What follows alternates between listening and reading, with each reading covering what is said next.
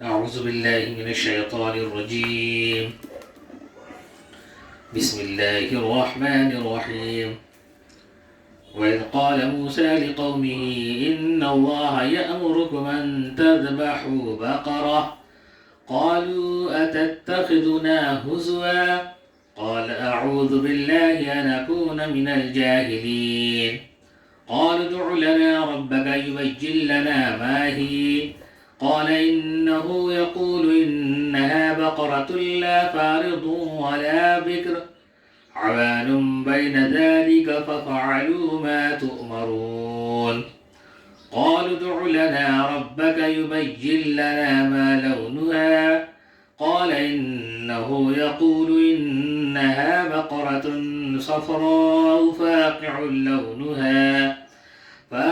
لونها تسر الناظرين. قالوا ادع لنا ربك يبين لنا ما هي إن البقرة شابه علينا وإنا إن شاء الله لمهتدون. قال إنه يقول إنها بقرة لا ذلول تثير الأرض ولا تسقي الحرث مسلمة لا شية فيها. قالوا الآن جئت بالحق فذبحوها وما كادوا يفعلون. وإذ قتلتم نفسا فادارأتم فيها والله مخرج ما كنتم تكتمون. فقلنا اضربوه ببعضها كذلك يحيي الله الموتى ويريكم آياته لعلكم تعقلون. ثم قست قلوبكم من بعد ذلك فهي كالحجارة أو أشد قسوة وإن من الحجارة لما يتفجر منه الأنهار وإن منها لما يشقق فيخرج منه الماء وإن منها لما يهبط من خشية الله وما الله بغافل عما تعملون.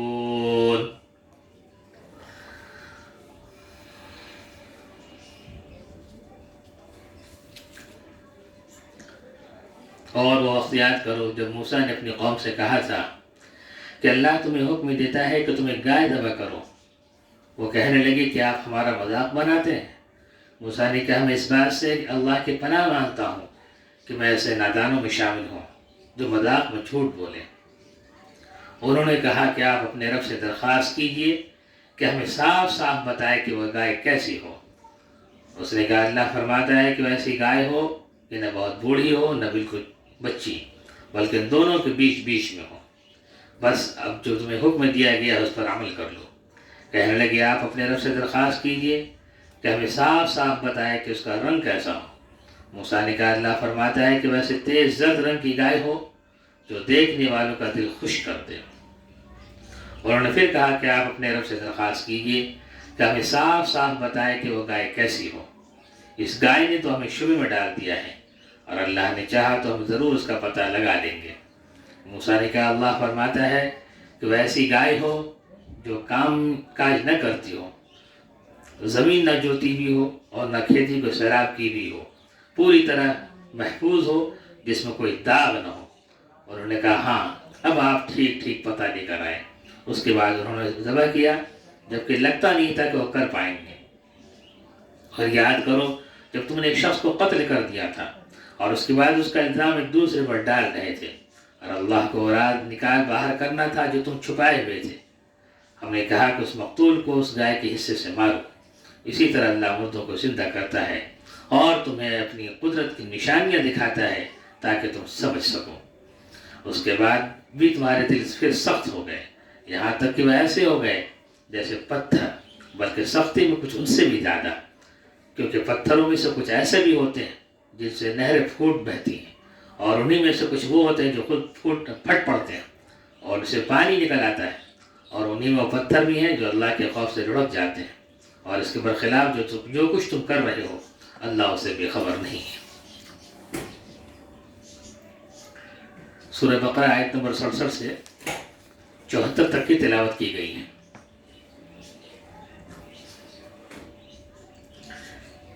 سورہ بقرہ میں گائے کا ایک واقعہ پیش آیا ہے، اور یہی واقعہ ہے، اسی واقعے کی مناسبت سے اس سورہ مبارکہ کا نام سورۃ البقرہ ہے۔ ہوا یہ تھا کہ بنی اسرائیل میں ایک شخص کا قتل ہو گیا تھا۔ وہ شخص بہت ہی زیادہ مالدار خوشحال تھا، اس کی کوئی نرینہ اولاد نہیں تھی، صرف ایک بچی تھی اور ایک بھتیجا تھا۔ بھتیجے نے پہلے تو اس نے انتظار کیا کہ کسی طرح ہمارے اس چچا کا انتقال ہو جائے تاکہ اس کے مال کا میں وارث بن جاؤں، لیکن موت تو اپنے وقت پر آنی ہے۔ جب موت نہیں آئی تو شیطان نے ذہن میں بات ڈالی اس کے کہ کیوں نہ اپنے چچا کو قتل کر دیا جائے اور اس کے مال کا خود وارث بن جایا جائے۔ لہذا ذہن میں یہ بات آئی، اور اسی سوچ کو عملی جامہ پہنانے کے لیے اس نے اپنے چچا کا قتل کر دیا۔ اس نے سوچا اپنے چچا کا قتل کر دوں اور پورے مال کا میں وارث بن جاؤں، اور اس کی جو بچی ہے اس سے میں نکاح کر لوں، دوسرے پہ قتل کا الزام لگا دوں، اس سے دیت کا مطالبہ کروں تو چچا کا مال بھی ہمارے پاس آ جائے گا، اور دیت کا مطالبہ کروں گا وہ مال بھی ہمیں مل جائے گا۔ تو حرص اور طمع اور لالچ کی وجہ سے اس شیطان نے ذہن میں یہ بات ڈالی اس کی، اور اس نے اسے عملی جامہ پہنایا اور ایک دن اپنے چچا کا قتل کر دیا۔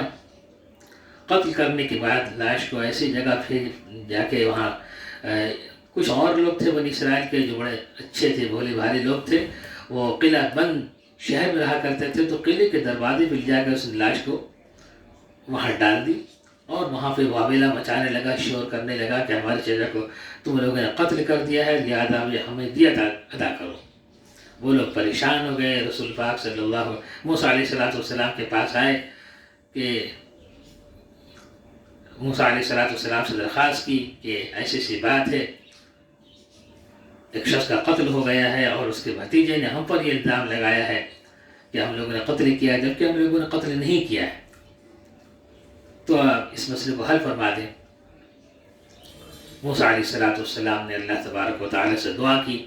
اللہ تبارک و تعالیٰ نے موسیٰ علیہ السلام سے کہا کہ ان سے کہیں کہ وہ ایک گائے ذبح کرے۔ یہ واقعہ اب قرآن کی روشنی میں سماعت فرمائیں۔ وَإِذْ قَالَ مُوسَىٰ لِقَوْمِهِ إِنَّ اللَّهَ يَأْمُرُكُمْ أَن تَذْبَحُوا بَقَرَةً۔ اس وقت وہ سلم ہے وہ یاد کرو جب موسیٰ علیہ السلام نے اپنے قوم سے کہا إِنَّ اللَّهَ يَأْمُرُكُمْ أَن تَذْبَحُوا بَقَرَةً، کہ اللہ تبارک و تعالیٰ تمہیں حکم دیتے ہیں کہ تم ایک گائے ذبح کرو۔ قالوا اتتخذنا ہزوا،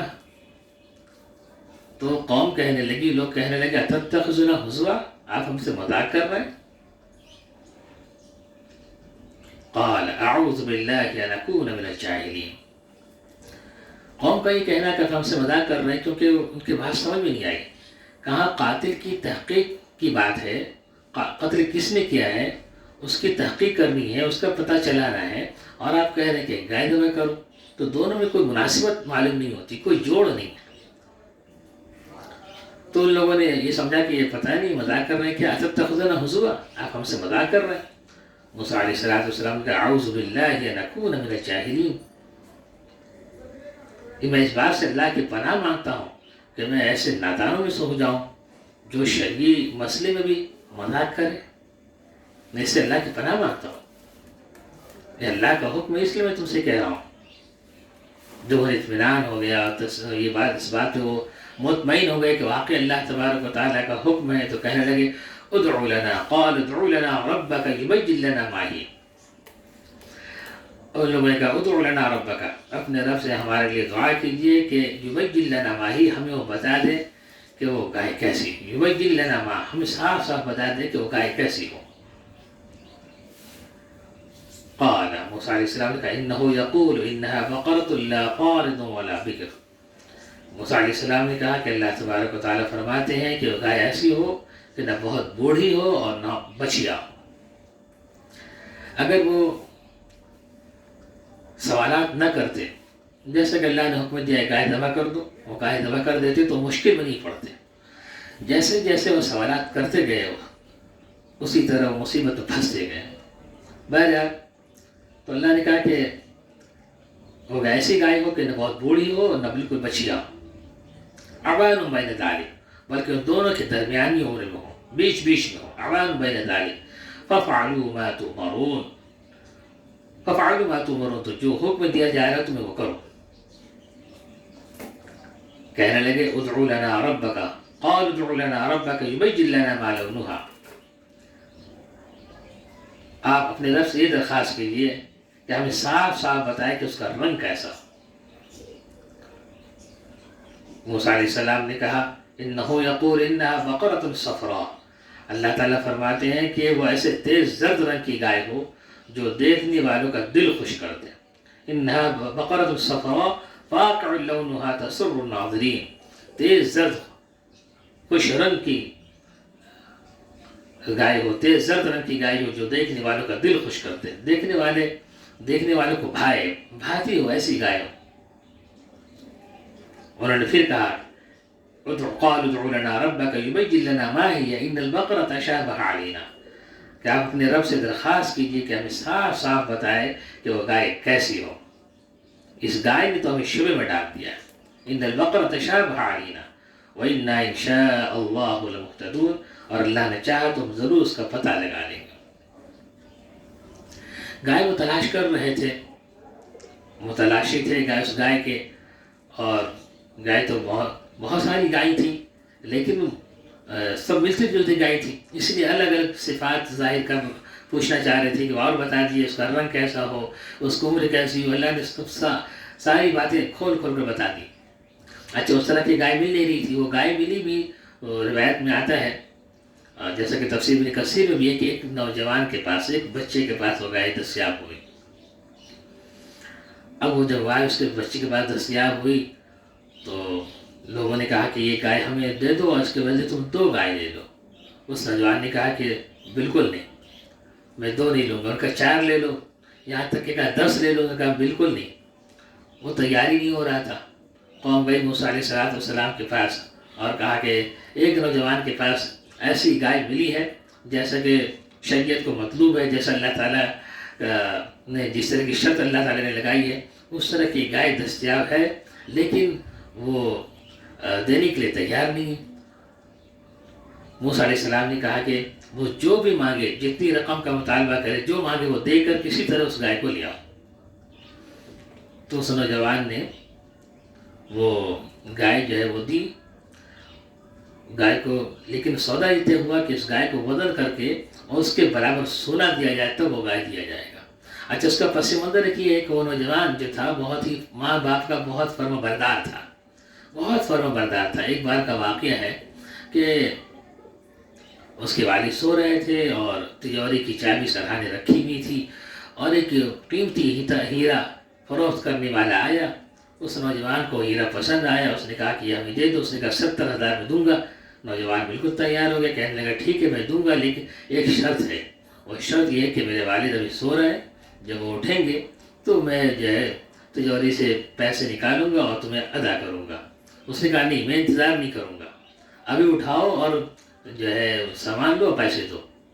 تو اس نے کہا نہیں ابھی اٹھانا ممکن نہیں، میں اپنے والد کی نیند خراب نہیں ہونے دوں گا، ان کی نیند خراب نہیں کروں گا، وہ آرام کر رہے ہیں، تم انتظار کرو. انہوں نے کہا کہ میں جو ہے 10,000 اور کم کر دیتا ہوں، 70,000 سے میں 60,000 کر دیتا ہوں، تو 60,000 میں یہ لے لو. اس نے کہا کہ نہیں تم انتظار کرو، میں 80,000 دوں گا. یہاں تک کہ وہ قیمت کم کرتے گئے، سوداگر جو تھے بیچنے والے کی قیمت کم کرتے گئے اور نوجوان قیمت بڑھاتا گیا، یہاں تک کہ جو بیچنے والے نے کہا کہ میں 30,000 میں تمہیں بیچ دیتا ہوں، 30,000 میں تم لے لو لیکن ابھی لو. لیکن نوجوان نے کہا کہ میں 1,00,000 دوں گا لیکن ابھی نہیں دوں گا، جب ہمارے والد محترم اٹھیں گے تو اس کے بعد میں تمہیں دوں گا. لہذا وہ ناراض ہو کر وہ سوداگر پتھر لے کر قیمتی ہیرا لے کر چلا جاتا ہے. اللہ تعالیٰ کو یہ اس کی یہ ادا فرما برداری کی، ماں باپ کی فرما برداری کی ادا اتنی پسند آتی ہے کہ اللہ تبارک و تعالیٰ یہ انوکھی گائے اس کو عطا فرماتے ہیں. اور یہ وہی گائے ہے جسے موسیٰ علیہ السلام کی قوم تلاش کر رہی تھی. تو اس نوجوان نے یہ مطالبہ کیا کہ اس گائے کو میں بیچوں گا لیکن اس کی وزن کے برابر سونا لوں گا. اچھا پہلے یہ نوجوان اور اس کے خاندان والے خوشحال تھے، لیکن بعد میں والد کا انتقال ہو گیا، تو ایسا محسوس ہوتا ہے کہ پھر وہ کیا کہتے ہیں، پھر تنگ دستی آ گئی اور فقر و فاقے میں لوگ مبتلا ہو گئے. تو اس تفسیر ابن کثیر میں یہ واقعہ لکھا ہے، ساتھ ہی بھی لکھا ہے کہ میں اس واقعے کی نہ تصدیق کر سکتا ہوں نہ تکذیب، بہرحال ایک واقعہ ہے، اس کو بیان کیا گیا ہے. بہرحال اس نوجوان کے پاس یہ گائے مل جاتی ہے قوم کو، وہ لوگ لے جاتے ہیں اسے، اور اس کے بعد انہوں نے کہا وَإِنَّا إِن شَاءَ اللَّهُ لَمُهْتَدُونَ، اگر اللہ نے چاہا تو ہم ضرور اس کا پتہ لگا لیں گے. اگر اللہ نے چاہے لفظ استعمال نہ کرتے شاید گائے پھر بھی نہ ملتی. بہرحال وہ گائے ملی. قال انها، اچھا مزید مطالبہ ہوا. قال انه يقول انها بقرة لا ذلول تثير الارض ولا تسقي الحرث مسلمة لا شية فيها.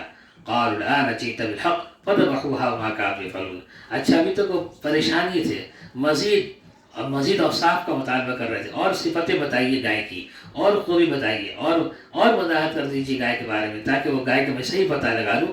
موسیٰ نے کہا اللہ فرماتا ہے کہ وہ گائے ایسی ہو لا ذلول تثیر الارض، کام کاج کرنے والی نہ ہو، نہ جو ہل جوتی ہوئی ہو، اور نہ کھیتی کو سیراب کی ہوئی ہو.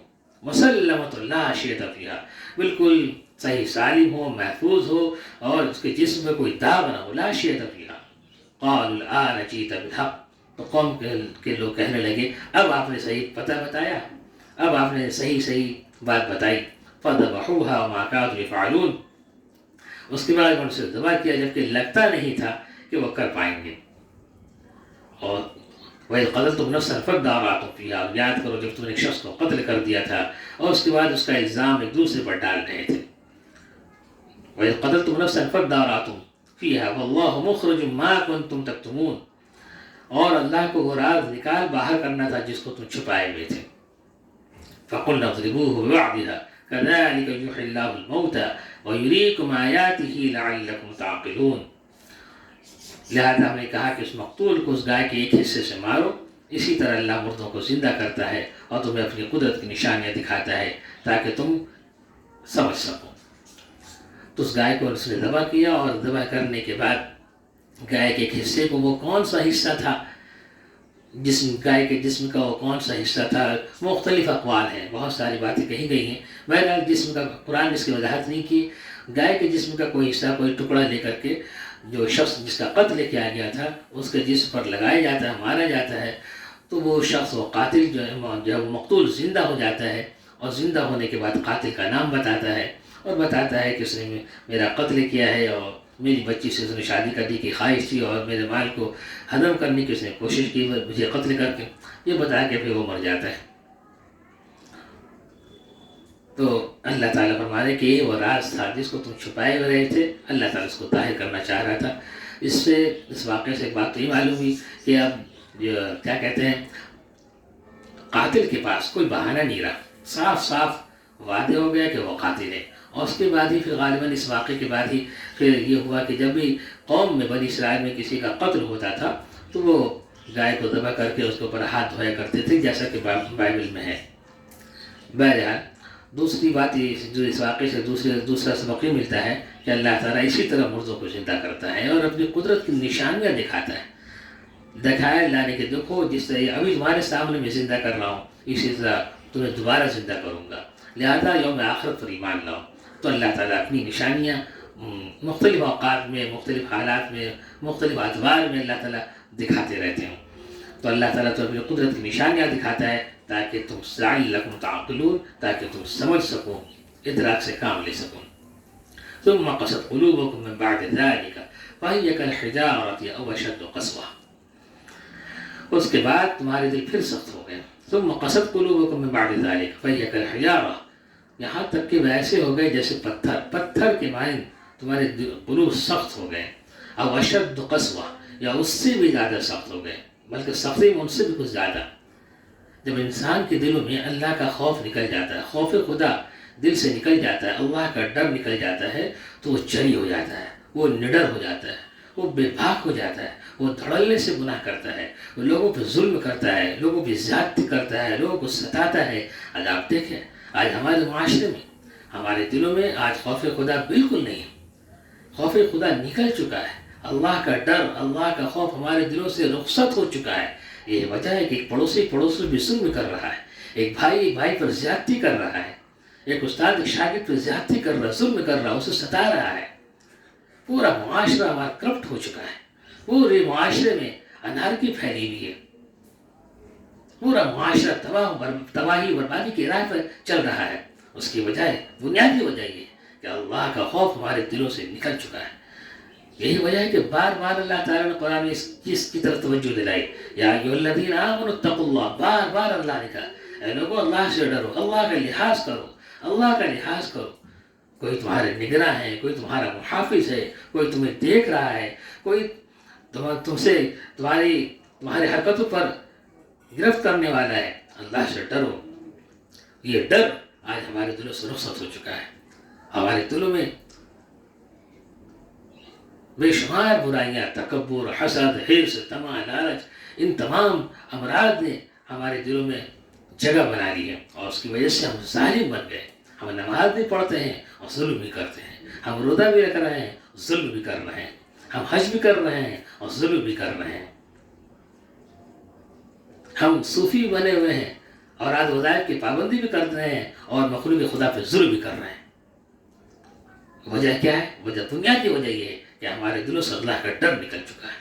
اللہ تعالیٰ ہمارے دلوں میں اپنی محبت ڈال دے، اور دلوں کے اندر جتنے امراض ہیں، جتنی خباثتیں ہیں، جتنی بیماریاں ہیں، تکبر کی اور حسد کی اور کینے کی اور بغض کی اور نفرت کی اور عداوت کی اور دشمنی کی، تمام بیماری کو اللہ تبارک و تعالیٰ ہمارے دلوں سے نکال دے، ہماری اصلاح فرما دے اور ہمیں اپنی اصلاح کی توفیق نصیب فرما دے. بنی اسرائیل کی طرح آج ہمارے قلوب سخت ہو چکے ہیں. اللہ نے ان کے بارے میں کہا کہ ثم قست قلوبکم من بعد ذلك فهي كالحجارة او اشد قسوة. اس کے بعد بھی تمہارے دل سخت ہو گئے، یہاں تک کہ ایسے ہو گئے جیسے پتھر. پھر اللہ نے کہا بعض پتھر تو ایسے ہوتے ہیں جس سے نہریں نکل پڑتی ہیں. وَإِنَّ مِنَ الْحِجَارَةِ لَمَا تَفَجَّرُ مِنْهُ الْأَنْهَارُ، نہریں جاری ہو جاتی ہیں، نہریں بہہ پڑتی ہیں. وَإِنَّ مِنْهَا لَمَا يَشَّقَّقُ فَيَخْرُجُ مِنْهُ الْمَاءُ، اور ان میں سے بعض پتھر تو ایسے ہوتے ہیں جو پھٹ پڑتے ہیں اور ان سے پانی نکلنا شروع ہو جاتا ہے، ان سے پانی نکل آتا ہے. وَإِنَّ مِنْهَا لَمَا يَهْبِطُ مِنْ خَشْيَةِ اللَّهِ، اور بعض پتھر ایسے ہیں جو اللہ کے خوف سے گر جاتے ہیں، لڑک جاتے ہیں. اللہ کے خوف سے، اللہ کے ڈر سے. پتھروں میں اللہ کا ڈر، چٹانوں میں اللہ کا ڈر، پہاڑوں میں اللہ کا ڈر، لیکن ہائے انسان کی اس گوشت کے لوتھڑے میں وہ اللہ کا ڈر نہیں ہے. اس قدر افسوسناک اور المناک بات ہے. خوف خدا رخصت ہو چکا ہے، اس لیے حلال و حرام کی بھی تمیز ختم ہو گئی ہے ہمارے دلوں سے. اللہ تعالیٰ ہم سب کی اصلاح فرمائے اور ہمارے دلوں کو نرم فرما دے، ہمارے دلوں کی سختی کو نرمی سے بدل دے.